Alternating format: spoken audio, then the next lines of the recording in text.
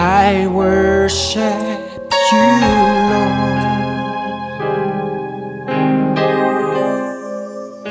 in the beauty of your holiness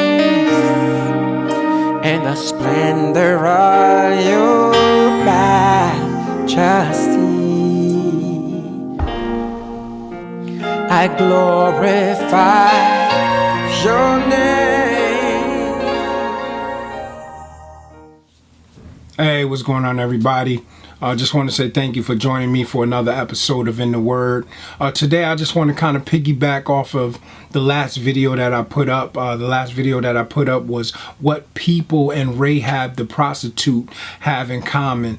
And that video pretty much dealt with salvation, being restored and being used, after your restoration or after your salvation. And today I want to kind of piggyback off of that. If you haven't seen that video, I encourage you to go and check it out. I believe that it will be a blessing to you. I want to say thank you to all of those that have given me feedback on it, and that it has blessed and that it has encouraged. And I kind of want to just deal with that side of, once again, of restoration and God wanting to use after that restoration.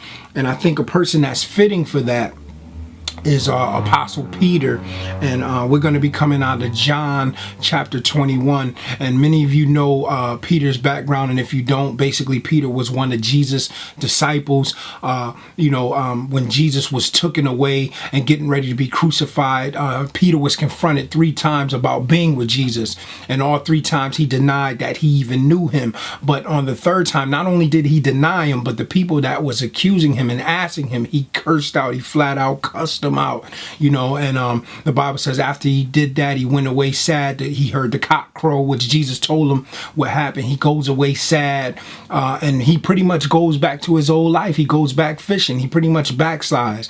And the Bible says that after Jesus was resurrected, he came to Peter, and he confronted Peter. He said, "Listen, do you love me, Peter?" He asked Peter this 3 times, and every time Peter said yes, he said, "Well, listen, I need you to feed my sheep." In other words, I predestined you to do a job for me. I predestined to use you. He said, I want to use you. And he said, I want you to feed my sheep. And on the 3rd time when he asked Peter, Peter got a little frustrated with the Lord. He said, "Man, listen, Lord, you know me.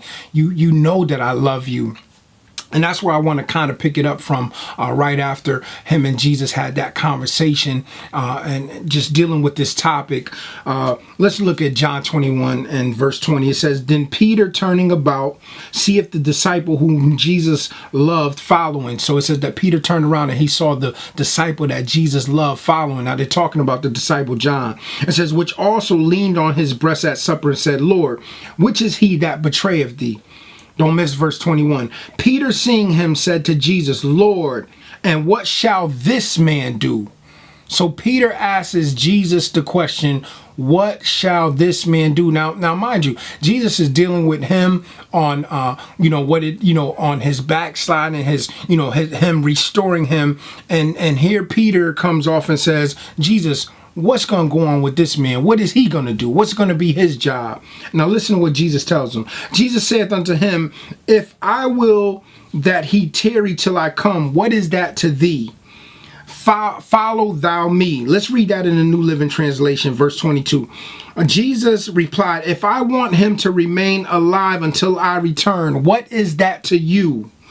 As for you, follow me." In other words, Jesus told him, listen, mind your business. Don't worry about what's going to go on with that man. You follow me. You keep your eyes on me. You do what it is that I've called you to do. Pretty much Jesus told him, listen, you need to mind your business. Don't worry about what's going to happen with John. And he says, listen, what if I allow him to tarry or remain until I return? And don't you know that Jesus wasn't saying that he would remain until he would return, but Peter took that and even went and spread a rumor that John wasn't going to die. So it just goes to show you that, Jesus still is working on Peter, and that's how he does with some of us. Even though we've been called, God has a purpose for us, and he's going to use us. He has to constantly work on us, because even though we may be anointed, appointed, God has to constantly work on us. But I want to deal with that, how that he told Peter, listen, you need to mind your business. And I'm encouraging somebody today, mind your business, not in a negative manner, but in the sense of, listen, you need to tend to what it is that God has called you to do. You need to tend to what it is that you were born to do, because sometimes I watch people and they're all up in other people's business, and they don't understand why certain things aren't working for them, or why they are not able to do certain things. But the truth of the matter is, they're focused on everybody else's life. They're focused on everybody else's job and what it is that they're doing. I mean, basically, that's what reality TV is. That's why we love it so much, because it allows us to look into somebody else's business. But if you're not careful and you get caught up in that, you'll find yourself not living your own. Now, if you remember when Jesus' mother and father was looking for him, and they found him, his mother was like, listen, why have you done this to us? We've been looking for you for a long time. And listen what Jesus' reply was to her in Luke 2:49. He says, and he said unto them, how is it that ye sought me? In other words, how is it that you guys are looking for me? Wist you not, don't you know that I must be about my Father's business? So even at a young age, Jesus, he was focused. He said, listen, I have to tend to my business. I have to mind my business. Let's look at the definition of mind. To pay attention to, attention or thought. Now, mind you, I'm not saying that when it came to Jesus' mother, I just used that as a point of reference. I'm not saying that she should have been minding her business, but what I wanted to really point out was that Jesus, he was minding his business. He was focused on the task at hand. And once again, the definition of mind is to pay attention to. So in other words, you should be paying attention to your own business. It says attention or thoughts. You should be thinking on your own business, not thinking about what somebody else doing, watching what they doing. Mind your own business.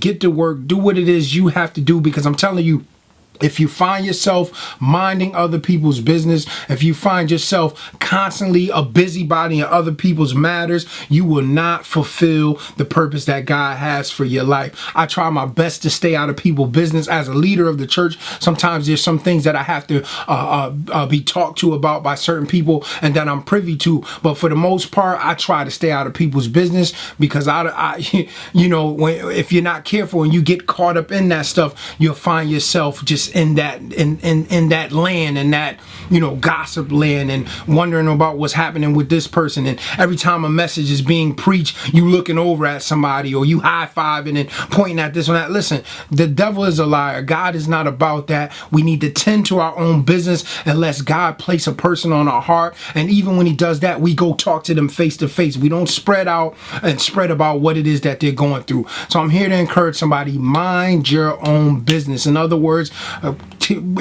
place your attention to what it is you're supposed to be doing. Continually be thinking on that, and I guarantee you will walk in it. Know that I love you. I thank you always for joining me for these episodes of In the Word. We're going to keep putting them up.